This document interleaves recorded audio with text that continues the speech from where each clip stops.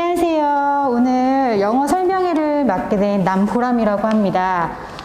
지금 이제 유튜브로 이렇게 생방송으로 하는 건 제가 처음이라가지고 조금 낯설기도 한데, 그래도 오늘 최대한 부모님들께서 궁금해 하시는 것도 제가 최대한 질문을 받도록 할게요. 오늘 설명회 같은 경우는 일반적인 영어 설명회라기보다는 미대 입시를 준비하는 학생들을 위한 설명회이기 때문에 포커스를 미술 준비하는 학생들이 어떤 식으로 영어를 준비해야 되느냐, 이것에 제가 조금 포커스를 맞추려고 해요. 그래서 이제 보시면 제가 이제 프레젠테이션을 조금 준비는 하긴 했는데요. 자, 네. 사실 보시면 영어가 절대평가로 바뀌고 나서 뭐 영어가 난이도가 쉬웠다, 어려웠다, 이런 얘기는 일반적인 설명회에서 굉장히 많이 들어보셨을 거예요. 근데 제가 강조하고 싶은 거는 뭐냐면은 처음에 제 기억에 절대평가로 바뀌었을 그 무렵에 미술에서도 영어의 중요성이 그렇게 크지 않았었어요. 그래서 한 3, 4년 전인가 제 학생들이 뭐라고 했냐면은 선생님, 영어는 3등급만 치면 돼요 라는 게 조금 주류였어요. 그러다가 보시면은 2018년 때는 굉장히 1등급 비율이 굉장히 높죠. 그러다가 갑자기 2019년에 1등급 비율이 5%로 떨어졌어요. 그러다가 작년에 코로나가 있어서 조금 수능의 난이도가 다시 조금 쉬워졌다가 이제 올해 보시면 올해 6월 같은 경우는 굉장히 많은 아이들이 멘붕이었어요. 그 이유가 뭐냐? 6월 모의고사 수준이 고3 대수능과 비슷했거든요. 그러니까 아이들이 이제 난리가 난 거죠. 또 올해 보시면은 지금 미대 같은 경우도 다시 어떻게 되셨죠? 영어가 갑자기 또 중요한 요소가 돼버렸잖아요. 그죠? 그래서 보시면 사실 더 이상은 영어가 절대평가를 하더라도 만만하게 볼 수는 없어요. 제가 그건 조금 이따가 설명을 드리고요. 근데 물론 선생님, 저 이런 얘기는 다른 설명회에서 이미 다 들어봤어요 라고 하실 것 같아서 제가 조금 미술하는 학생들을 위한 팁을 드리려고 해요. 자, 보시면 네, 지금 이거 같은 경우는 이런 얘기 많이 들어보셨을 거예요. 1학년 때도 분명히 모의고사가 1등급이 나왔고 100점이 나왔고 2학년 때도 영어 모의고사 한 8, 90점은 나왔는데 갑자기 3학년 6월 모의고사 또는 4월 모의고사부터 아이들이 성적이 떨어지기 시작을 해요. 그러면 부모님께 계세요. 왜 그럴까? 그쵸? 우리 아이가 갑자기 영어를 못하게 돼서 그런 건가? 그럴 거보다 일단은 많은 학생들이 가장 힘들어하는 부분이 뭐냐면 첫째는 멘탈 관리인 거고요. 두 번째는 영어의 난이도가 국어 고3 국어 수능 난이도만큼 어렵다라는 거예요. 무슨 말이냐면 제가 해보면 한국말로 해석을 해주고 내용을 설명을 해줘도 아이들한테는 선생님 저는 이해가 안 가요 라고 하는 경우가 굉장히 많아요. 그래서 들어보셨을 거예요. 그쵸? 3학년 때까지 모의고사 굉장히 잘했다가 수능 가서 망쳤다. 수능 가서 망쳐서 재수한다. 이런 얘기 굉장히 많이 들어보셨죠? 그러니까 뭐냐면 특히나 미술하는 학생들 중에서는 제가 겪어본 바로는 고3 때 사실 공부할 수 있는 시간이 상대적으로 적은 것도 있지만 또한 여러 가지 입시 스트레스도 있고요. 실기도 해야 되잖아요, 사실. 그러다 보니까 멘탈 관리가 훨씬 더 안 되는 경우가 굉장히 많아요. 그래서 보통 조금 점수가 떨어진다라고 생각을 하시면 될 것 같아요. 자, 그럼 이렇게 물으시겠죠. 선생님 빨리 얘기해 주세요. 그래서 어쩌라는 거예요? 도대체 어떻게 하면은 그럼 영어를 어떻게 준비하면 되나요? 라고 하실 거예요. 그러면 일반적인 학원이나 강사들은 뭐라고 얘기를 하느냐? 네, 조금 큰 학원, 강의력이 굉장히 훌륭하신 선생님께 배우며 성적이 쑥쑥 는다 라고 보통 굉장히 간단한 답을 주죠. 근데 저는 이렇게 말씀을 드리고 싶어요. 우리 아이가 학교에서 전교 1등이다. 지금 고3 수능을 풀어서 한 95점 나온다. 그런 학생이면 사실 어딜 가도 상관이 없어요. 그렇지 않을까요? 그런 학생은 어딜 가도 상관은 없어요. 근데 문제는 뭐냐면 대형 강의에 제가 대형 강의가 문제라고 하는 건 아닙니다, 어머니. 네. 첫 번째, 대형 강의가 미대 입시를 준비하는 학생들에게 조금 안 맞는 이유가 있어요. 첫 번째는 커리큘럼이에요. 보통 대형 강의 같은 경우 일반고 정말 많은 학생들과 다 같이 함께 수업을 하잖아요. 그러다 보니까 목표 수준이 달라요. 목표 수준도 다르고 요구하는 수준이 굉장히 달라요. 그러다 보니까 미대에 가려는 아이들은 입시도 해야 되지만 공부도 해야 되지만 실기도 해야 되는 거잖아요. 근데 그런 상황을 전혀 고려하지 않는다는 거예요. 그래서 보시면 커리큘럼을 보시면은 굉장히 커리가 길고 굉장히 세세해요. 물론 그 커리를 다 따라갈 수 있다면 좋겠죠. 그런데 문제는 영어만 합니까? 영어만 하나요? 아니죠. 사실 아시다시피 미대 입시에서 가장 중요한 건 밸런스인 거잖아요. 그런데 보통 학원은 그런 밸런스에 대해서는 생각하지 않죠. 생각을 할 수가 없죠. 그렇죠? 두 번째는 이제 조금 솔직하게 말씀을 드릴게요. 대형 강의에서도 물론 조교도 있고요. 채점을 해주는 조교도 있고요. 뭐 봐주는 선생님들도 계세요. 그래서 저는 묻고 싶어요. 대형 강의에 가셔서 정말 만족스러운 정말 그 강사가 나의 아이에게 관심이 정말로 있구나. 나의 아이를 온전히 알구나. 라는 생각을, 느낌을 한번 느껴보셨습니까? 한번 이거는 굉장히 한번 생각을 해보셔야 될 것 같아요. 선생님, 저희 아이가 강사한테 뭐 학원 선생님께 질문도 하고 그리고 시험 점수 나오는 거 보면은 파악된 거 아닌가요? 제가 감히 이렇게 얘기를 드릴게요. 단순히 그 아이의 시험 점수만 본다. 그 아이가 질문하는 내용만 본다고 해서 그 아이에 대한 모든 파악이 끝난 게 아니라는 거죠. 왜냐하면 그 아이의 성향도 파악을 해야 되는 거고요. 그 아이가 성실한 학생인지, 성실한데 공부하는 방법을 몰라서인 건지, 아니면 공부머리는 있는데 조금 성실성이 떨어지는 건지, 사실 굉장히 다양하잖아요. 그런데 대형 강의 같은 경우는 그 모든 개개인의 니즈를 하나하나씩 맞춰주기가 굉장히 어렵다는 거예요. 왜냐하면 입장을 한번 바꿔서 생각을 해보세요. 저도 개인적으로 특강을 하기도 해요. 특강도 대형하고 특강을 하기도 하는데 한 번 듣는 학생이에요. 그럼 과연 한 번 듣고 내신으로 이어지지 않잖아요. 대형 강의 같은 경우는. 그럼 그런 학생들을 위해서 밖에서 케어할까요? 할 필요가 있을까요, 사실? 없죠. 왜? 이 학생은 한 번 수업하는 학생인 거잖아요. 특강하고 말 학생이기 때문에 나는 뭐만 잘하면 되느냐? 강의만 잘하면 되는 거예요. 그 아이가 제대로 따라오던 뒤처지는 그거는 그 아이의 문제인 거지 사실은 강사의 관심은 아니란 말인 거죠. 그럼 저는 이렇게 묻고 싶습니다. 그러면 우리 아이가 그런 대형 수업에 가서 모든 걸 따라간다? 그러면 괜찮은데 대부분 미술을 준비하는 학생들이 아까도 말씀드렸듯이 시간이 많이 없어요. 그리고 또 입시를 치르는 학생들도 있기 때문에 어떻게 보면 그 부담이 2배가 되어 있어요. 왜냐면 실기도 잘해야 되죠. 수능도 잘해야 되죠. 또 어떤 학생들까지는 심지어 내신도 챙겨야 돼요. 그러다 보니까 심적인 고통이 일반 입시를 준비한 학생들의 2배라고 생각을 하시면 돼요. 저는 이렇게 생각을 해요. 물론 강사의 강의력은 기본이라고 생각을 합니다. 네, 기본이에요. 그런데 제가 해보면 어떨 때 아이들이 성적이 가장 많이 올랐느냐? 저 혼자 주구장창 수업을 한다고 성적이 오를까요? 아니요, 그렇지 않아요. 정말로 아이들이 지치고 힘들고 또는 아이들이 조금 뭐 게으름을 피우거나 또는 아이들이 어떤 부족함을 느꼈을 때 그거를 굉장히 섬세하게 터치를 해줘야 돼요. 특별히 미술을 준비하는 학생들은 더 그렇다는 거죠. 그래서 저 같은 경우는 지금도 이제 조금 있으면 또 가서 시험을 따로 봐야 하는데 저 같은 경우는 이제 보통 중3 말부터 고3까지 저랑 함께하는 학생들이 굉장히 많아요. 그럼 저 같은 경우는 예를 들어서 제가 판단하기에 이 학생은 조금만 더 하면 될 것 같아. 조금만 성실하기만 하면 될 것 같아. 라는 학생들은 저는 직보하고 절대 끝나지 않습니다. 어떻게 하느냐?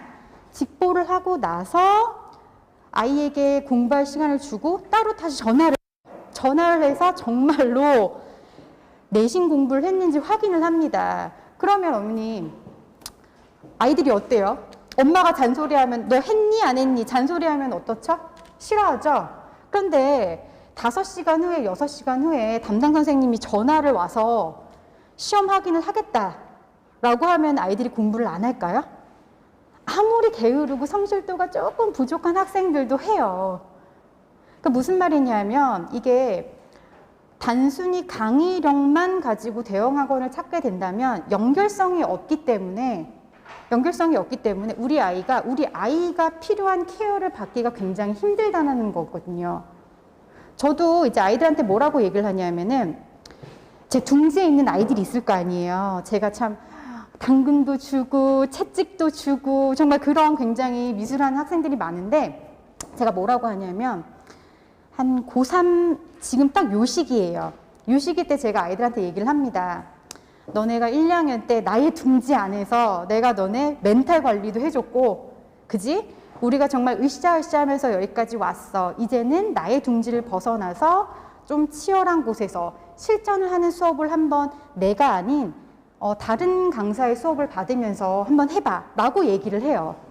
즉 제가 말씀드리는 건 뭐냐면 대형 강의를 하는 게 안 좋다라고 말씀을 드리는 게 아니라 특히나 미술하는 학생들 같은 경우는 아까 말씀드렸듯이 준비가 되고요. 준비가 된 상태에서 고3 때 입시에 나아가야만이 다른 아이들과 경쟁을 해도 자신감이 생긴다는 거죠. 왜냐하면 아시다시피 특강을 들었다고 해서 우리 아이가 문법 실력이 굉장히 좋아지던가요?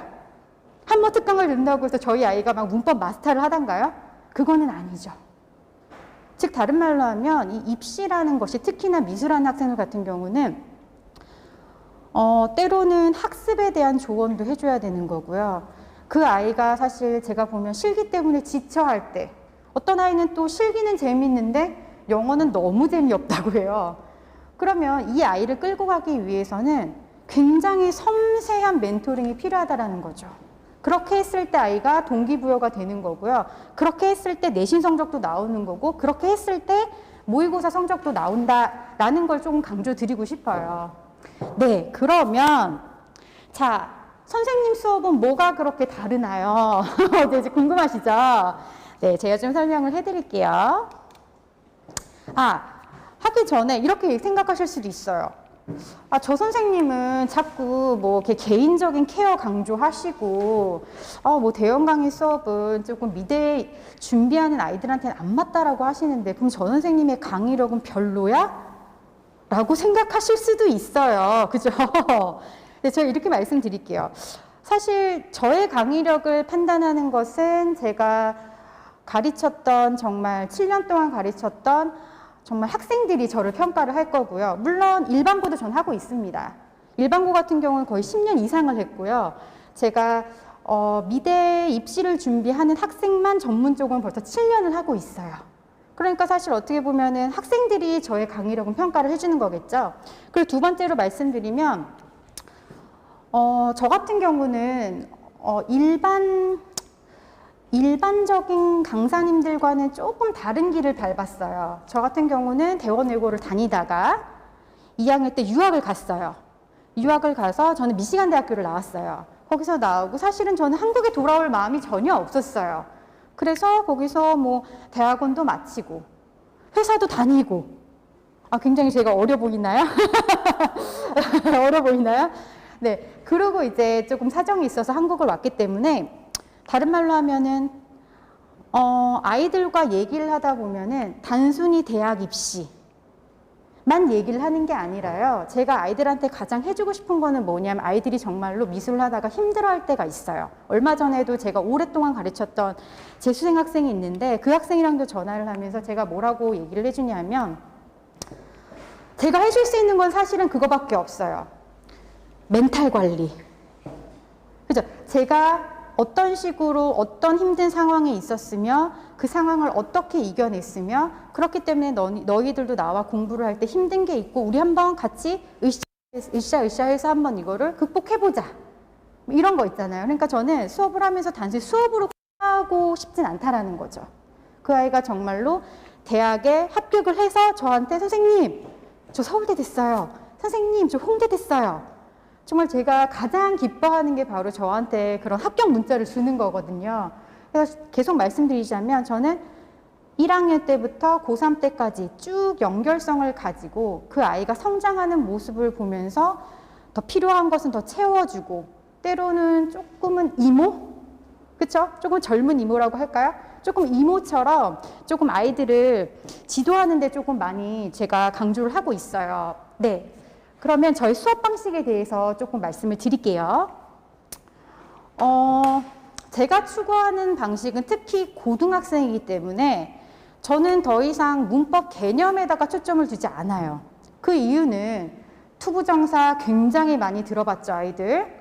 관계대명사 정말 많이 들어봤어요. 그런데 문제는 뭐냐? 학교 시험에 나오면 물론 수능은 조금 잘할 수 있어요. 왜냐하면 수능 문법이 한 문제니까. 그런데 내신에 가면 가장 어려워하는 게 바로 문법이에요. 그렇기 때문에 저는 개념에다가 초점을 두는 게 아니고요. 모든 문법 수업은 이렇게 구조 분석을 해간다라고 생각을 하시면 될 것 같아요. 그러면 왜 이렇게 구조 분석에 초점을 맞추느냐?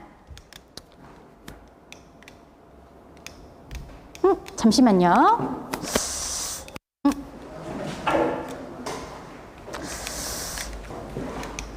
잠시만 기다려주세요.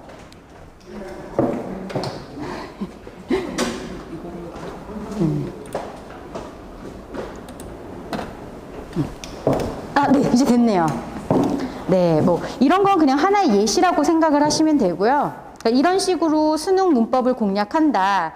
수능 문법 같은 경우는 저는 항상 오답 노트를 필수로 시켜요. 수학처럼. 왜냐하면 수능 문법 같은 경우는 나오는 문법이 정해져 있어요. 그렇기 때문에 괜히 쓸데없는 문법을 건드릴 필요가 없거든요. 그래서 사실 어떻게 보면은 문법이 가장 많이 느는 방법은 무엇이냐? 실전 문법을 풀면서 그것에 대한 이유를 일단은 확인을 하고요. 그런 다음에 오답 노트를 필수로 시킵니다. 그런데 이게 왜 중요하느냐? 선생님, 수능에서는 문법 한 문제잖아요. 한 문제면은 뭐 3점 맞든 틀리든 그게 그렇게 중요한 거 아니지 않나요? 라고 하실 수도 있는데, 자, 보시면 이제 조금 내신이랑 연관성을 제가 지을게요. 예고뿐만이 아니라 일반고 1학년 때 거의 모든 1학년 시험에서는 가장 강조하는 게 무엇이냐? 문법과 영작이에요. 선생님, 이게 뭐가 어려워요? 아이들 입장에서 굉장히 어렵죠. 왜? 선생님 학교에서는 예를 들어서 투부정사를 배웠는데 시험에는 너무 다양하게 출제가 되잖아요. 또 두 번째, 요즘은 학교들마다 공통적인 사항이 무엇이냐? 단순히 외워서 쓰라라고 하는 학교가 점점 줄어들고 있어요. 그래서 항상 1등급을 가리는 문제들이 무엇이 나오느냐? 어떤 표현을 가지고 자, 네가 알아서 영작해보렴? 이라는 문제들이 굉장히 킬러 문제로 출제가 됩니다. 그러면 이 문제를 내신에 들어가서 할 수 있는 시간이 되나? 라고 생각을 해보자면 저는 말씀드리고 절대적으로 부족해요. 왜냐하면 내신 해보셨지만 내신 같은 경우는 진도 나가기 너무 바빠요. 진도 나가기 너무 바쁘기 때문에 이런 문법과 영작을 대비할 수 있는 시간이 사실은 없어요. 그렇기 때문에 저는 방학 특강 때 오히려 영작하는 연습, 왜냐면 영작하는 연습은 굉장히 중요하거든요. 이런 거를 이제 지금부터 조금씩 해나가자라는 거죠.